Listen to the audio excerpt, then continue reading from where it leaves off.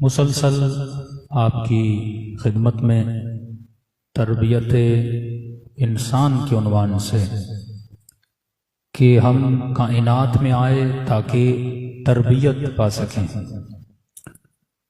جو سوالات میں مجلس میں کرتا ہوں گھر میں جا کے کم از کم 10 منٹ اس پہ سوچا ضرور کریں، کیونکہ پریکٹیکل وہ مجلس ہو جائے گی، پھر آپ کو مزہ بھی آئے گا اور آپ کی فکر بھی روشن ہو جائے گی۔ کہ کل ایک سوال کا میں نے جواب دیا تھا کہ تربیت کس کی کرنی ہے؟ انسان کی۔ اور میں نے سوال کیا کہ انسان کیا نہیں ہے۔ ایک مرتبہ ہم یہ بتاتے ہیں کہ انسان کیا ہے، تو اس میں ہم کئی غلطیاں کرتے ہیں۔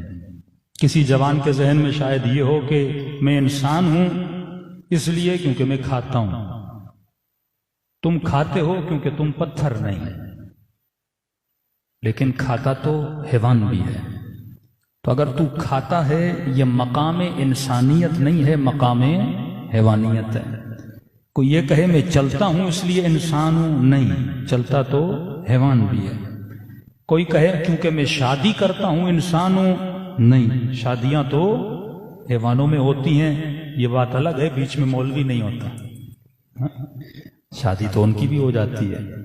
کوئی یہ کہے کہ نہیں میں جاب پہ جاتا ہوں، میں کمانے جاتا ہوں اس لیے میں انسان ہوں، میں صبح سے شام تک اپنے بیوی بچوں کے لیے کما کر کھانا لاتا ہوں، تو یہ کام تو حیوان بھی کرتا ہے۔ ایک کوا بھی صبح نکلتا ہے شام واپس آتا ہے، ایک کبوتر بھی پرواز کرتا ہے بچے کے لیے کھانا لاتا ہے۔ کوئی یہ کہے نہیں میں انسان ہوں، میرے اندر ممتا ہے۔ کوئی ماں کہے کہ میں پوری رات اپنے بچے کے لیے جاگتی ہوں۔ آپ حیوانات کو دیکھیں، وہ اپنے بچوں سے کتنا پیار کرتے ہیں۔ اگر تو پیار نہ کرے تو حیوان سے گیا گزرا ہے، اگر تو کمانے نہ جائے تو حیوان سے گیا گزرا ہے۔ اگر تو یہ جتنی صفات تمہارے اندر ہیں، تو جب آپ سوال کرتے ہیں تو سوال میں کیا ہوتا ہے؟ لاکھ جواب نکل آتے ہیں۔ ہمارا مسئلہ یہ ہے کہ ہم سوچتے نہیں ہیں۔ مثلا ہر مفتی ہر مولوی کیا بولتا ہے؟ بھائی مشاجرات صحابہ نہ پڑھنا۔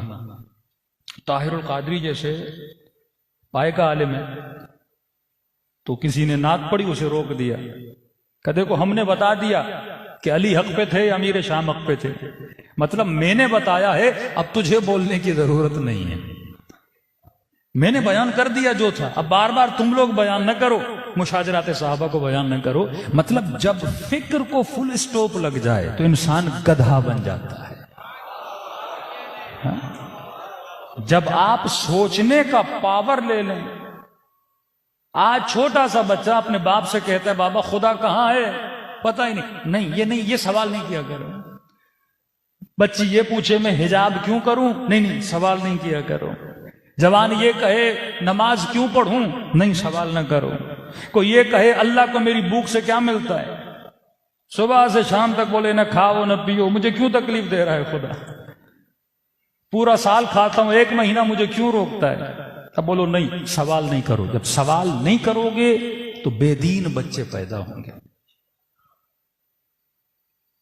پھر یہ بچے 30 سال کے بعد 32 سال کے بعد جب یونیورسٹی اور کالج کے حوالے کرو گے، لیکن ان کی فکر کو ترقی نہیں دو گے، یہ تباہ و برباد ہو جاتے ہیں۔ نسلیں تباہ و برباد ہو جاتی ہیں جب تم سوچ کو فل اسٹاپ لگاتے ہو۔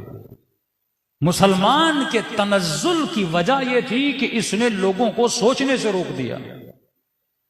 یعنی شیعہ یہ نہ سوچے میں شیعہ کیوں ہوں، سنی یہ نہ سوچے میں سنی کیوں ہوں، بریلوی یہ نہ سوچے میں بریلوی کیوں ہوں۔ آپ نے دیکھا ہوگا، یہ ایک چھوٹا سا کلپ تھا، ایک بھینس ٹرین کی پٹڑی پہ چڑھتی ہے، ٹرین اس کو ہٹ کرتی ہے، دوسری اسی کے پیچھے جاتی ہے، تیسری اسی کے پیچھے جاتی ہے۔ یہ حیوان کی عادت ہے کہ ایک بکری اگر نیچے گر جاتی ہے پھر بکریاں رکتی نہیں ہیں، ساری بکریاں اسی کے پیچھے، وہ بھی گرتی رہتی ہیں۔ چوہوں کے لیے آپ جال بچھاتے ہو، ایک چوہا پھنستا ہے دوسرا چوہا بھی آ جاتا ہے، وہ دیکھ رہا ہے اگلا پھنسا ہوا ہے، کہتا نہیں میں بھی آؤں گا۔ کیا تو حیوان ہے کہ تو سوچے گا نہیں، تو غور و فکر نہیں کرے گا؟ واقعات ہوتے ہی اسی لیے تاکہ عبرت لو۔ اگر تاریخ اسلام میں بڑی سی بڑی شخصیات نے اگر غلطیاں کی ہیں تو آج مسلمان کے بچے کو بتا، جب اتنا بڑا غلطی کر سکتا ہے تو تو بچ نہیں سکتا، تو بھی کر سکتا ہے۔ میں نے کہا انسان یعنی آدمیت کی اسٹارٹنگ ہو رہی ہے۔ حضرت آدم کے مثلا 2 بیٹے حابیل و قابیل، بھائی بھائی کا خون کرتا ہے، تو اللہ کیا پیغام دے رہا ہے؟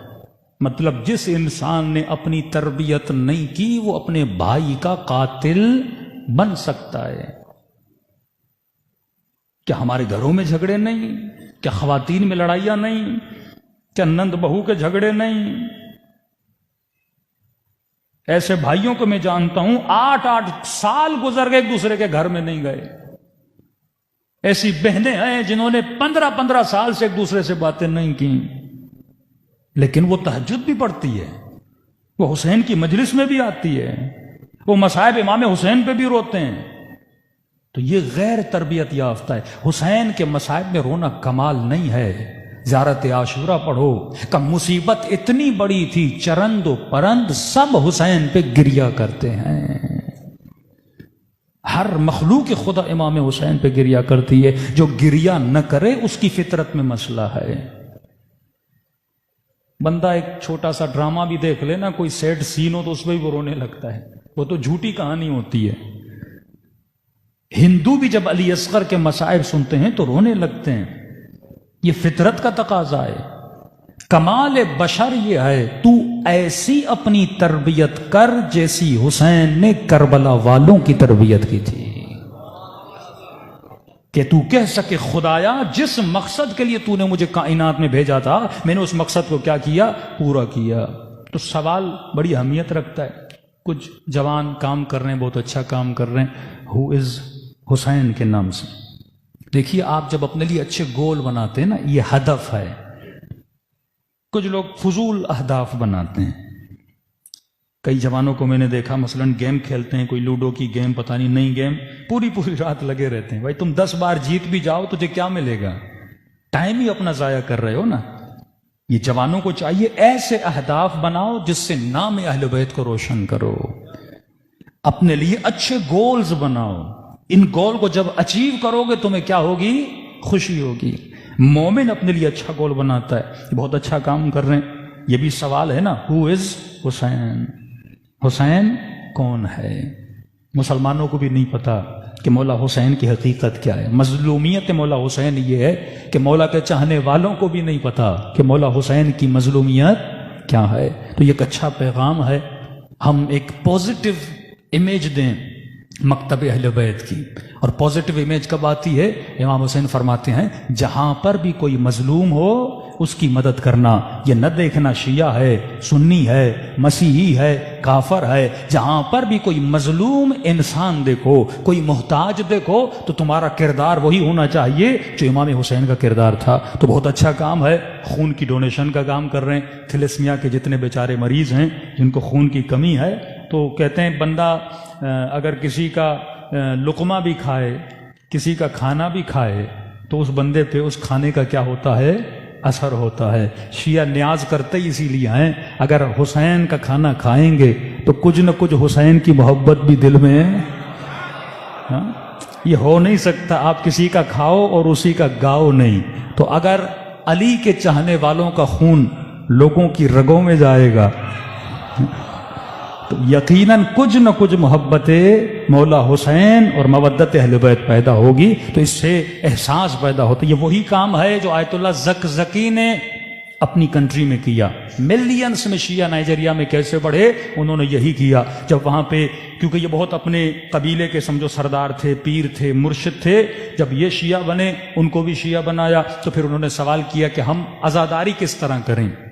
اصل عزاداری کا مقصد ہے پیغام امام حسین کو پہچانا نا، تو انہوں نے کہا عزاداری کس طرح کرے؟ افریقہ میں سب سے زیادہ جس چیز کی ویلیو تھی، خون کی ویلیو تھی۔ تھیلیسیمیا کے مریض بہت زیادہ تھے، خون مہنگا وہاں بہت تھا، تو انہوں نے کہا گاؤں گاؤں جاؤ، پیدل جاؤ، اس طرح سفر کرو جس طرح سیدہ زینب نے سفر کیا، اور گاؤں گاؤں جا کر پیغام دو جسے خون کی ضرورت ہے اسے ہم فری میں خون عطا کریں گے۔ گاؤں والے پریشان، ایک بوتل $100 کی ہو اور لوگ کہیں ہم فری میں دیں گے، 25,000 کی ایک بوتل، وہ کہیں ہم فری میں دیں گے۔ سارے گاؤں والے جمع ہو گئے، انہوں نے خون کی ڈونیشنز دی، وہ پریشان ہو گئے، تم ہمیں خون دے کیوں رہے ہو؟ اب آغا زکزکی نے کہا جب یہ تم سے پوچھیں نا خون کیوں دے رہے ہو تو بولو ہم تمہیں لے کر جاتے ہیں اور تمہیں بتاتے ہیں۔ پھر سب کو وہ امام بارگاہ میں لے کر آئے، پھر آغا زکزکی نے بتایا کہ ہم خون دے کیوں رہے ہیں۔ کہ ہمارا خون تو کچھ بھی نہیں ہے، حسین نے انسانیت کے لیے کربلا میں اپنے اکبر کا خون قربان کیا تھا۔